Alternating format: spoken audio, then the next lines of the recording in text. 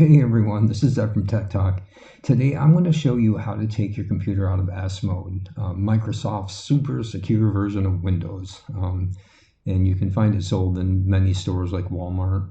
Unfortunately, if you need to install an application that is not available from the Microsoft Store, or you need to run applications such as Command Prompt, you basically have two choices. Get over it, or take your computer out of S mode. The good news, it is really easy to do and takes less than a minute. Keep in mind, once you make the decision to remove S mode, there is no going back. So let's get to it, shall we? Click the Start flag, click on Settings, scroll down and click on Activation.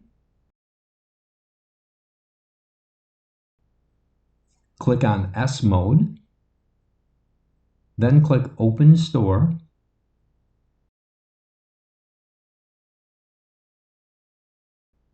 Click Get. If you are set up with an email and a password, select it and then click Continue and type your password, or it might even be a key like mine. Some users may not be required to log in, and basically either way, the process is similar and fairly self-explanatory at this point. Please support the channel by hitting the like and subscribe button, and thanks for watching.